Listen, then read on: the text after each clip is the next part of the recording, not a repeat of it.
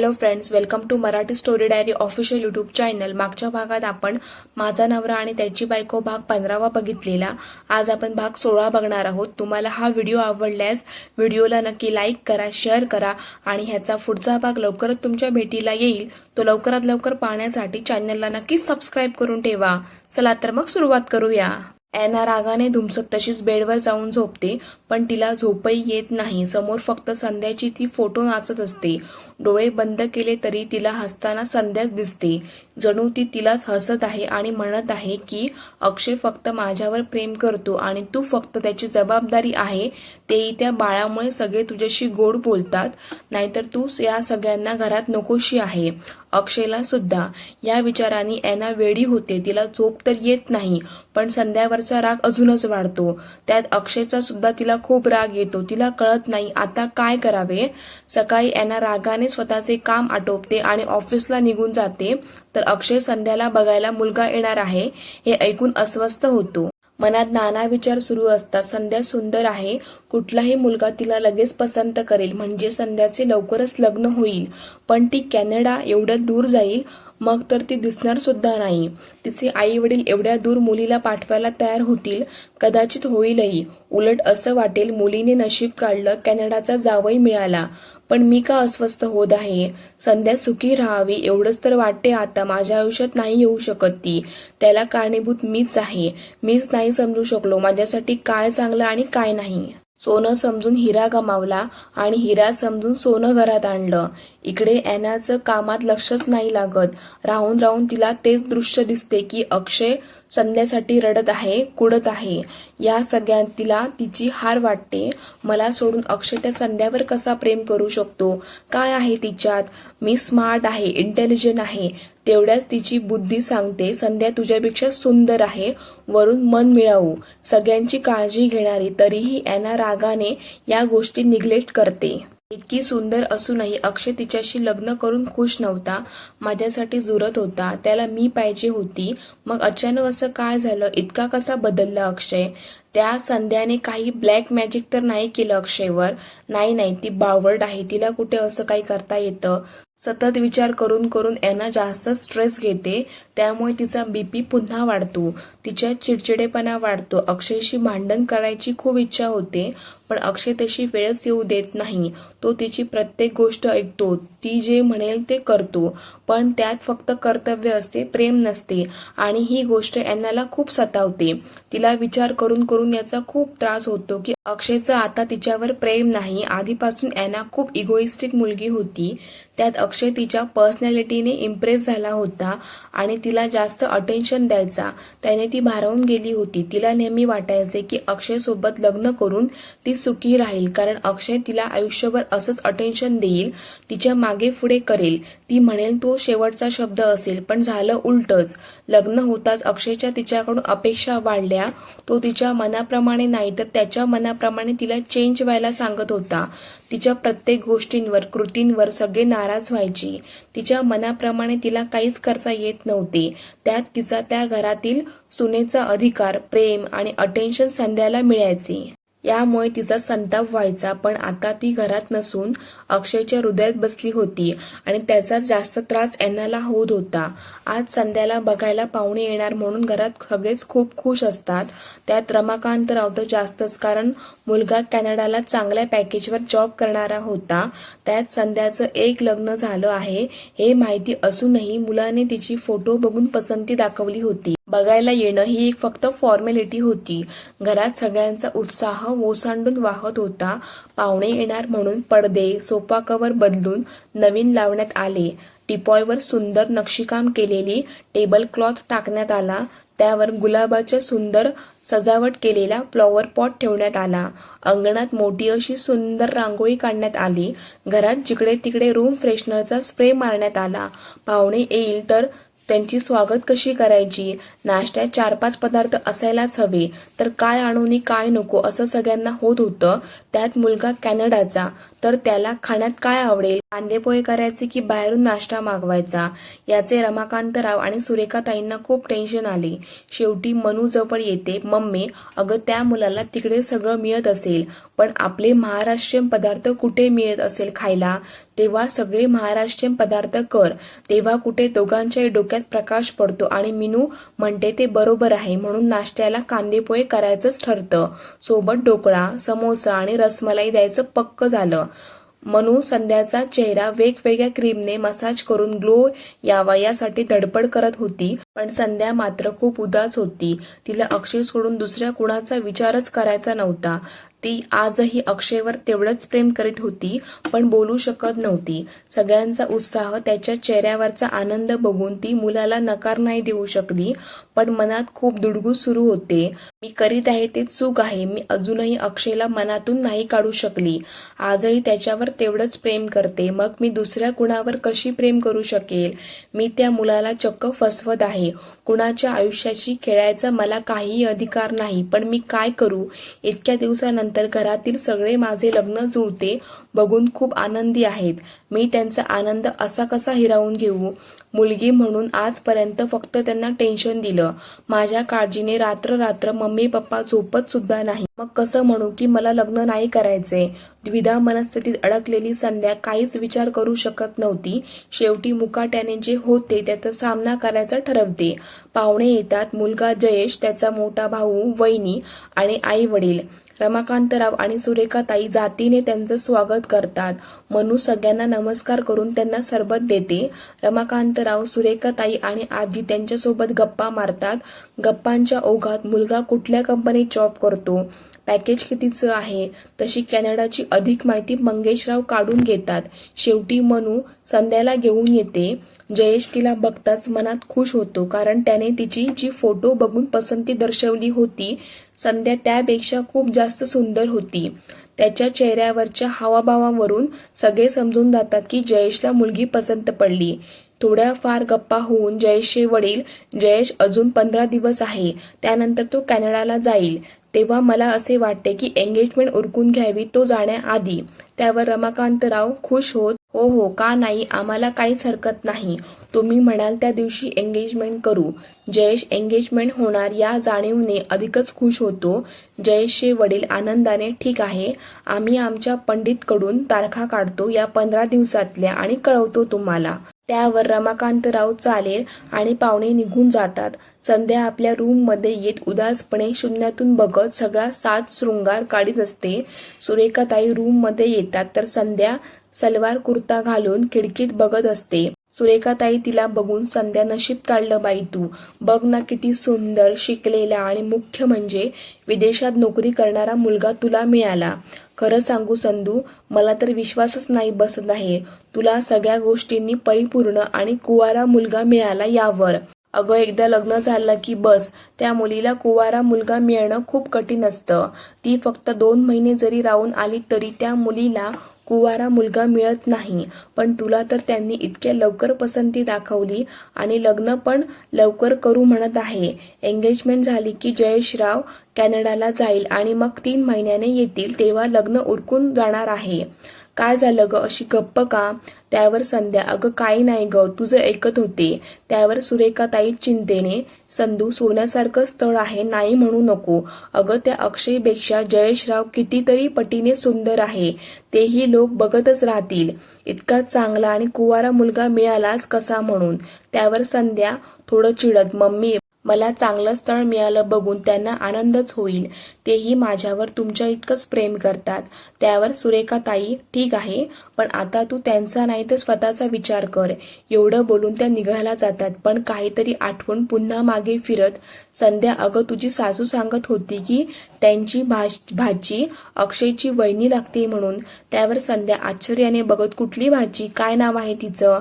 त्यावर सुरेखाताई, मी नाही विचारलं बाई नाव, त्यांनी जसं परत नाव काढलं तसं मी विषयच बदलला. मला नव्हतं बोलायचं. त्यावर उगाच विषय वाढवला की नको नको ते तोंडातून बाहेर पडते. कशाला आल्या नसत्या उठाठेवी. एवढं बोलून त्या निघून जातात आणि संध्या पुन्हा त्या गोष्टीचा विचार करते. इकडे अक्षय ॲनाला डॉक्टरकडे रेग्युलर चेकअपसाठी घेऊन येतो. डॉक्टर ॲनाला चेकअपसाठी पडद्याआड घेऊन जाते. चेकअप करून त्या केबिनमध्ये येतात. त्यावर डॉक्टर, मिस ॲना, तुम्ही तुमची काळजी नीट घेत नाही आहात. तुमचा BP अजूनही हाय आहे. तो कंट्रोलमध्ये येणे खूप आवश्यक आहे, नाहीतर बाळाच्या जीवाला धोका होऊ शकतो. त्यावर ॲना थोडी घाबरून, डॉक्टर, मी सगळ्या मेडिसिन अगदी टाइम टू टाइम घेते. त्यावर अक्षय काळजीने, डॉक्टर काय झाले, आम्ही सगळे हिची पूर्ण काळजी घेतो. त्यावर डॉक्टर, काळजी घेता म्हणजे तुम्ही नेमकं काय करता ते मला माहीत नाही. आणि हो, फक्त मेडिसिन घेणे म्हणजे बाळाची काळजी घेणे नाही होत. तुम्हाला रिलॅक्स राहणे, स्वतःला आनंदी ठेवणे फार गरजेचे आहे. त्यावर ॲना, पण डॉक्टर मी आनंदीच आहे. त्यावर डॉक्टर, तुमच्या हाय BP वरून तर तसं दिसत नाही. एनिवे, तुम्ही मेडिटेशन करा, त्याने आराम मिळेल तुम्हाला. मी काही मेडिसिन पण चेंज करून दिलेत. त्यावर ॲना स्वतःवरच चिडत, मला काहीही करून माझ्या बाळाला सेफ ठेवायचं आहे. काहीही झालं तरी हे बाळ या जगात यायलाच हवं. शेवटी या बाळामुळेच मला अक्षय परत मिळाला आणि घरीसुद्धा स्पेशल ट्रीटमेंट मिळत आहे. त्यावर अक्षय ॲनाला घेऊन घरी येतो आणि ॲनाला विचारतो, ऑफिसमध्ये तर काही स्ट्रेस तर नाही ना? ॲना चेहऱ्यावर स्माईल आणत, नाही रे, अजिबात नाही. ऑफिसमध्ये सगळं रिलॅक्स आहे. त्यावर अक्षय, अगं मग तुझा BP नॉर्मल का नाही होत आहे? ॲनाला राग तर खूप येतो. असं वाटते अक्षयला खूप काही बोलावे की मला सोडून तू संध्यावर प्रेम करतो, तिच्यासाठी झुरतो, रडतो आणि मी तुझी बायको असून माझ्याशी फक्त कर्तव्य म्हणून वागतो. मग कशी नाही चिडणार मी? पण त्याच्याशी वाद करून उपयोग नाही. त्याने अक्षय अजूनच दुरावेल आणि ते तिला नको होते. कसेही करून त्यांच्यातले संबंध तिला पूर्ववत करायचे होते. ती सहजपणे, अरे तो BP एकदा वाढला की लगेच नॉर्मल नाही होत. तो वाढला की वाढलाच कायमच. त्यावर अक्षय, पण ते डॉक्टरने सांगितलेले मेडिटेशन करीत जा आणि मेडिसिन वेळेवर घेत जा. काही असलं तर मला सांगत जा, उगाच कुठलंही टेन्शन घेत बसू नको. त्यावर ॲना, हो. त्याच्या काळजी भरल्या शब्दाने तिला खूप बरे वाटते. इतक्यात प्रसादचा मेसेज येतो की जयेश आणि संध्याचे लग्न पक्क झालं. ते वाचतात अक्षयचा चेहरा पुन्हा पडतो. तो काहीतरी बहाणा करीत टेरेसवर निघून जातो आणि खूप रडतो. ॲना रूममध्ये विचार कुणाचा फोन असेल, असा टेन्शनमध्ये का गेला? मी जाऊ का? त्याला राग तर नाही येणार ना? जाऊन बघतेच, असं म्हणत जाते. पण कुणीतरी वर येण्याची चाहूल अक्षयला लागते आणि तो लगेच आपले डोळे पुसतो. चेहऱ्यावरचे रडके उदास भाव बदलण्याचा खटाटोप करतो. एवढ्यात ॲना त्याच्या बाजूला, किती छान वारा सुटलाय, वाव, छान वाटतंय इथे. त्यावर अक्षय नॉर्मल होत, ॲना त्याच्याकडे बघत त्याचे लाल झालेले डोळे बघून समजून जाते की अक्षय इथे येऊन रडतोय. पण अचानक रडायला काय झालंय? आतापर्यंत तर चांगला बोलत होता माझ्याशी, माझी काळजी करीत होता, मग असं झालं तरी काय? त्यावर ॲना, अक्षय तुझे डोळे किती रडरड झालेत, काय झालंय? अक्षय तिला सांगण्यासाठी कारण आठवत, अगं ते त्याचं असं झालं, मी वर आलो तर एक किडा डोळ्यात गेला. कुठला किडा होता काय माहिती, पण खूप दुखतंय. त्यामुळे लाल झाले असेल डोळे. पण ॲनाला विश्वास बसत नाही. पण तरीही त्याला, अच्छा. इतक्या अक्षयचा फोन वाजतो. तो कॉल रिसीव्ह करीत, हा प्रसाद, बोल रे, कसा आहेस तू? त्यावर प्रसाद थोडा अचंबित होत, मी ठीकच आहे रे, पण तू कसा आहेस हे बघण्यासाठी फोन केला. त्यावर अक्षय, मी ठीक आहे. त्यावर प्रसाद, माझा मेसेज बघितला का? समोर ॲना असल्यामुळे अक्षय त्याच्याशी नीट बोलू शकत नव्हता. त्यामुळे तो जेवढ्याच तेवढं उत्तर देत होता, हो बघितला ना. प्रसादला कळत नाही त्याचे उत्तर असे वेगळे का आहे, कारण संध्याबद्दल त्याला खूप आपुलकीने बोलायचा.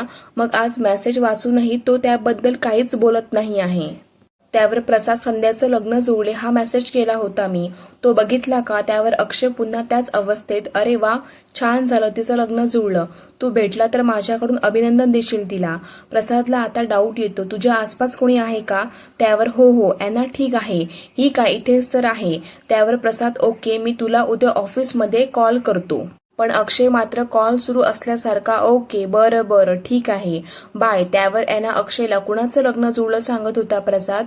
त्यावर अक्षय, ते संध्याचं. स्मिताच्या दूरच्या कुठल्या भावासोबत जुळलं म्हणत होता. आता एनाला कळते प्रसादने आधी मेसेज केला तो वाचून अक्षय वर आला आणि रडला आणि आता मला नॉर्मल असल्याचे भासवत आहे.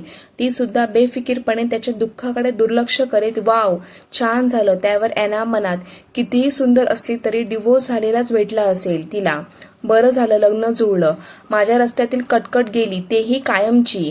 पण आतुरता न दाखवता काय करतो रे मुलगा, म्हणजे बघ ना संध्या किती छान मुलगी आहे. तिला चांगला नोकरी करणारा चांगला मुलगा मिळायला हवा.